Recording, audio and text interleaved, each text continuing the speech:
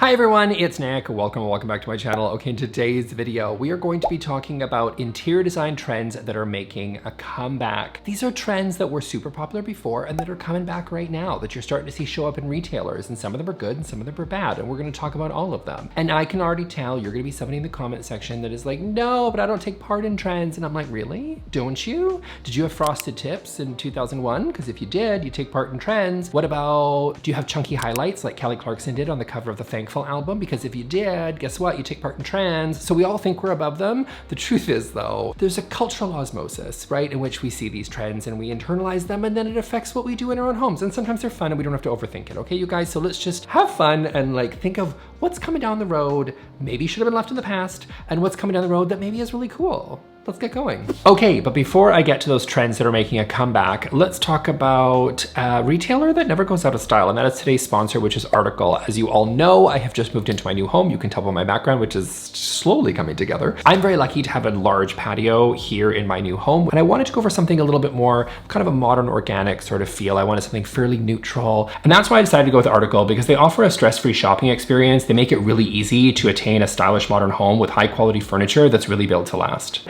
And the highlight for me is gonna have to be the lounge chair. This lounger plus this gorgeous striped umbrella, also that I got from Article with this amazing Terrazzo base, really just makes me feel like I'm in the south of France, even when I'm here in Vancouver. Do you know what I mean? So these gorgeous pieces that really flow really well together, plus some gorgeous plants that I already had, and I've designed my perfect patio. Thank you, Article, for sponsoring this video. Everything is linked down in the description below. Go check it out. Links are right there. And let's get back to those trends that are definitely making a comeback. Okay, first up on my list is going to be chrome. Chrome is everywhere. A few years back, you couldn't buy chrome. You know what I mean? It was like considered a little bit dated, and it was all about matte black. You know what I mean? That was true for fixtures, plumbing fixtures, kitchen, door handles, like everything was in matte black. We were just loving the subway tile in the matte black. And I'm not saying matte black is bad, because if you've actually seen my channel, you know that I'm not a big believer in the metal trends. I'm a little bit more find the metal that works for the rest of your style. So if you like styles like this, then you might like chrome. If you like styles like this, then you might like antique brass. If you like styles like this, then, you know, black might make more sense. Whatever you want to do. You know what I mean? Like, we don't have to overthink these things. Sometimes it really, well, actually all the time in trends, it's important to get something that just represents you and who you are and the style you're trying to create. So I'm not a big fan of the wood trends, the plant trends, the metal trends. I think a lot of those are pretty stupid, but I can't deny that chrome is having a moment. Chrome is everywhere. This fits in with, I think, a lot of the 90s trends that we're seeing. This fits in with a lot of the postmodern trends that we're seeing. Even retailers like IKEA are getting in on the game. You're seeing a lot more chrome, or whether it's chrome or, you know, you could like aluminum or just like shiny silver metals. They're all kind of part of the same story, but really chrome is kind of where it's at, right? It's a lot of these resurgence of the different things, these retro designs that we've seen in the past that were super popular, seeing a lot in furniture, seeing a lot like in coffee tables again, seeing it all in dining tables again, seeing it all in, where else are we seeing it? Just all over the place. You know what I mean? Like, it's kind of in everything. Seeing a lot of chairs, especially some of those retro cool designs coming back again. Things like the Chaise chair, right? Which is always had that sort of metal base to it. That, of course, have been popular as a funky little chair of choice for postmodern, funky mid-century people. It's really a mid-century design, not really a postmodern, but you catch my drift. It's people are liking the retro, and you're definitely getting something like that with the Chaise. But it's true for lots of things. There's lots of different coffee tables. Listen, do I like this trend? I don't really like chrome very much myself. It just doesn't fit my own personal style, but that's okay. It's not all about me. Sometimes it's a bit about me, but it's not all about me. And so, you know, I don't particularly love this one, but you might. And I will admit for sure that chrome is the appropriate choice for certain design styles that also happen to be really popular right now. So, you know, it might not make sense to use an antique brass in something like this coffee table. Do you know what I mean? It might look weird. It might just not work. And chrome, because of its nature, sort of does read a little bit more neutral than some of the other material choices or the metal choices that are out there. So although I don't particularly love it, I will admit that it totally does fit into some of the different styles that are popular right now. So it might make sense for you for that reason. Okay, next up on my list is going to be stripes. I think that stripes are everywhere, and I didn't realize now that I'm wearing a striped shirt that I am taking part in the trend. That was not intentional. I'm just realizing it as I see in the viewfinder. Yes, I am also taking part in the stripe trend, but the trend is is everywhere. I think you're seeing a lot more stripes, a lot more sort of plaid patterns. It could be pinstripes like I have here, or it could be big chunky stripes. You're seeing this in pillows, you're seeing this in upholstery, definitely different side chairs. I think this is fun. I like this one, I will be honest. And the reason I do quite like this one is because I think it is a timeless pattern. I don't think this reads as super, like, you're not gonna be sitting here in 5-10 years and going like, ooh, that is very 2024. Do you know what I mean? Like, it's not the chunky highlights that we talked about earlier, you know? It's a timeless pattern. I personally believe that like basic, simple patterns are timeless. So especially if you love them, which is true, by the way, for any timeless thing. If you love it and you've always loved it, you're probably gonna love it in the future. It's timeless to you. But I think just in general, that those sorts of really simple basic patterns are always great. So checkerboard pattern, I think yes, has been trendy and having a moment for a couple of years. It's a timeless pattern. The wonky ones, not so much. But checkerboard, absolutely timeless. Polka dots, timeless. Stripes, timeless. Like certain plaids, like they're all timeless, right? I do think the subway tile is timeless. It might not be super trendy, but sometimes it goes in and out of trends. These things go in and out of trends, but there's trendy, like, like dies, and then there's stuff that's just like always looks good, but sometimes has moments. And I think that's where we are with stripes. I think striped upholstery in, you know, unique colors, I think is really, really interesting and beautiful. And also I think really speaks to sort of the other bigger trends that are happening around it. Because that's the thing, when you're looking at these micro trends, is a lot of it is influenced by the big design styles that are really popular or certain trends that are much larger. So, you know, antiquing, thrifting, nod to traditional, people kind of moving away from sort of those clean kind of boxes of mid-century modern, moving more towards bringing some in, you know, some old vintage pieces in, some beautiful sort of traditional pieces in, and those traditional patterns come with them. And so I think people looking at some of those really cool designs that have come around, not 30 years ago, but 100 years ago, and then taking some of those designs and mixing them into their spaces to make something a little bit, adding some traditional touches to a contemporary space, I think is really cool. And I think stripes as a micro trend sort of fit in with that story. So that's why you're seeing a lot more of these stripey things all over the place. And I'm here for it. I think it's cool. Do I think, like, I'm not a massive pattern guy myself, despite the shirt, but again, hypocrite, fully own it. I say it all the time on the channel, do what I say, not as I do. So yeah, I think it's a good one. I think this is a fun one because it reads timeless to me and doesn't feel super of the moment like some of the other stuff that maybe is making a comeback. Okay, next up, I have 2 colors for you to talk about. So color trends. Usually I do color trends more into like the paint color people, when the paint mafias all come out with their colors of the year, like the Benjamin Moores and whatever, they all do that around like what, September, October or something. So stay tuned for that. But I will say there's 2 colors I'm seeing a lot of, and that is buttery yellow and like a brick deep rich red, like almost a plum, like a red wine, a burgundy, if you will. I love rich burgundy. I think it's a beautiful color. I think it is. Red is, I always say, those really active colors can be oftentimes really difficult to pull off in design. So red and yellow are good examples. Orange is another, where yes, it can make sense, but oftentimes toned down, where you're adding that kind of gray and you're creating something a little bit more washed out, a little bit more desaturated. I think oftentimes is easier to work into people's spaces. It's just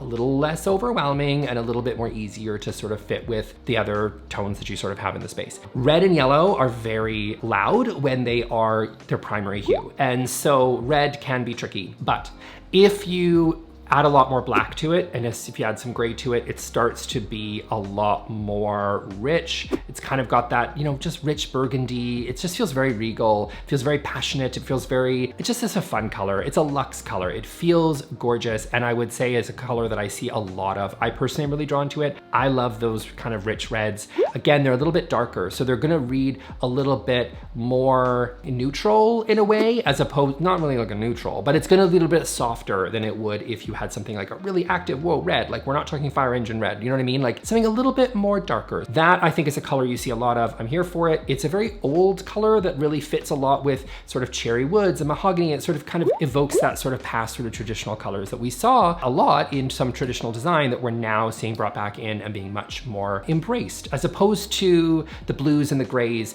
and even the greens that we've seen popular for the last several years. The next one, buttery yellow. Okay, so I'm seeing a lot of this one. This is is cute. Yellow is my favorite color, but not in interior design. I don't know, I find yellow to be, again, a really tricky color to pull off, similar to red. So it's really energizing and fun, but it's also a little bit in your face, I think sometimes if done in like a, whoa, canary, like a McDonald's yellow, you know what I mean? It can feel a little McDonald's play place, and that's not really the vibe that most people are going for. Again, that's what happens when you use those primary hue active colors. They can feel little fun zone to me. So buttery yellow though is a little bit softer. We're adding a lot more white to it, right? So as opposed to the black that we're adding to the red, we're adding a little bit more white, and therefore it's gonna read a lot lighter and maybe a little bit fresher. And that I think looks really beautiful in kitchens. You're seeing a lot in dining areas. It sort of speaks a lot to sort of cottage sort of color scheme, which again, that cottage core sort of interior design style where we're seeing that evolution of farmhouse being brought in. This color, it just feels very old world in that way. You know what I mean? Like it feels like a classic sort of cottage kitchen. And that's why we're seeing a lot of yellow. You're seeing it obviously in every room, but that's where I see it the most. And I think it is an interesting color. It's not my favorite color. It also doesn't, that style doesn't particularly speak to me, but might speak to you. But that's where I'm at with those two colors. Super excited for the red wine that it's back again. Less excited for the buttery yellow, but to each their own. But maybe you might want to reconsider. Okay, next up is wall treatments. And specifically, I want to talk about wallpaper, but, because you're thinking, Nick, don't you say wallpaper's back every year? There's only so much point. Is there a point where it's timeless and it's no longer back again because it's always in? I hear you. Valid. But also I think it's the types of wallpaper that are coming in. I'm seeing less of sort of the subtle patterns and more whimsical patterns being used in wallpaper a lot more often. I think people are excited to put in wallpaper moments. Do you know what I mean? Like putting it behind a shelving unit, or putting it like in sort of an area of an office, or behind some built-ins or something. Paying a premium, because sometimes like these detailed wallpapers can be a little bit more expensive, I will be honest with you, but you know, it just provides a lot of color and a lot of almost like art. It's almost like wallpaper as art, as opposed to wallpaper that you're doing for your entire room, which might not make sense to do something completely patterned. You know what I mean? So I think you're seeing just a lot of these sort of really interesting whimsical wallpapers being brought in a lot more often. So these are those interesting wall treatments that are always coming back again, but these ones definitely went away as people were looking for something a lot more neutral, a lot more subdued in recent years. They wanted their wall treatments and their wallpapers to sort of kind of fade into the background. So something like a nice grass cloth in the corner might make more sense for a lot of people because they were just looking for that subtlety. But I think now you're seeing people have a little bit more fun and sort of playing with some different interesting patterns of wallpaper. Wallpapers that used to go to the wallpaper store and go, who the heck chose that? And then stuck with the grass cloth or stuck with kind of the pattern, the basic, you know, the basic shape pattern, or the polka dots or something like that, or the stripes, and instead going, oh, maybe these whimsical wallpapers are back again. And I think people are also having fun with them again in really small ways. So instead of doing an entire like dining area in one whimsical wallpaper, it's instead picking your moments and having wallpaper be as like an intentional art. And I think that's a really interesting way of doing it. It's not reading as accent wall because it's that intention behind it. So often my criticism of the accent wall is that it feels random. You know what I mean? It's just like that one, we're gonna pick that wall, we're gonna make it lime green. That's always my issue with these. And that is, here though, is we're moving with intention. So it's like, okay, we've got some built-ins, we're gonna put a desk in the middle, but then there's this area, what are we gonna do with it? Should we just leave it as a white drywall? No, let's put in some wallpaper. That's the type of moments that we're talking about that are super trendy. And I feel like it's something that we've seen in like a long time ago where people had a lot more fun with their wallpapers, and it's back again. And of course, with wall treatments, because it's not just about wallpaper, we have to take a minute and talk about panel moldings because I don't know, I feel like I've been talking about panel moldings for years because I just love them. I don't have moldings in this current house right now. I did in my old one. If you've been here, you know my old place that I moved out of. I love wall treatments. I just think they provide a beautiful backdrop and texture and shadow and dimension into a space, and they are beautiful and wonderful. And I think people are having a lot more fun with their wall treatments and their panel moldings. And I love that. So long as they follow kind of the architecture of the space, I think they make a ton of sense. Also, fun fact, you can combine wallpaper and panel moldings in really interesting ways. That's fun, so feel free to experiment and have a good time there. What I would recommend you do there though, if you didn't ask, but I'm gonna tell you, is you take the base color of the background of the wallpaper and use that as the jumping off point for the paint color. I've seen this mistake happen before. So if you have a wallpaper that has like a really subtle sort of green pattern to it, it'll work better to paint the wall around it that same green. You know what I mean? Color match that paint to the wallpaper. In my opinion, it looks way better. It's an easier transition from wall to wallpaper if you decide to have one of those moments. Just an idea. You didn't ask, but you got it anyway. Okay, and then next up on my list is glass furniture. I try as I might. Listen, not everybody listens to me, okay? I don't know why, but they don't. And they will soon realize that these things, when all their shins have been split open, they will finally say, maybe we shouldn't have got that glass coffee table. But we're doomed to make the same mistakes over again. And that's what we're doing here with glass furniture. Glass dining tables, glass chairs, glass coffee tables, glass. There are so many of these sort of trendy pieces that are brought into these new postmodern spaces, and they're really cute and whatever, and I get it, but they're just not practical, and they're smudge magnets, and you will hit your knee or split your head open. Like, I don't know, maybe you got a baby or something that hits their head. That's not fun. Like, you know what I mean? Like, I don't have a house that's baby proofed, so like I'm not gonna hold it against you. I mean, I have a giant block of marble in my living room, so that's not baby proof. But like, maybe you have a kid, in which case, think responsibly. For the love of, come on. You know what I mean? I just don't like these. I don't like glass coffee tables, but I have to admit they're back. They're back, and I see them all over the place. This also, can I just say it's almost like retro just in general. Like, I'm doing a video on trends that are making a comeback, but here's the like real trend that's making a comeback is that there's so much more thrifting that's happening, and people are looking for that personality into their home. Please see my previous video on doing just that, and actually thrifting vintage pieces. So there's vintage, like buying something forever ago, and then there's estate sales, and then there's Goodwill, and then there's whatever places that you can buy, side of the road, garage sales. I don't know, do people still do those? Maybe they do. You know, those things, and you pick Facebook Marketplace, right? Like, there's all used. Let's just call it used, okay? Whatever it is, blanket statement, used stuff. Well, what happens is, of course, the bigger trend is if we're all buying used stuff, we're gonna bring back the styles that came before because that's used. That's how it works. So I think a lot of these are back from 20 to 30 years ago, and we're seeing the glass stuff come full circle again because people are selling them, and then they're buying them and putting them into new spaces and then photographing them on Instagram. And everyone goes, that's kind of cool, let's bring it back again. And that's where we are. So I don't love the glass furniture, but I accept that it's a trend. I don't have to like them all in order to talk about them. In fact, it gives me content for days. So I'm not gonna be too mad about it, I guess. But yeah, glass stuff is back. Do with it what you will. What I will add though, real super quick though, with the glass stuff, what I am seeing is, I just wanna be clear, what is not coming back, and let's hope does not, pray to baby Jesus does not come back, which is glass and glam. The whole glammy stuff,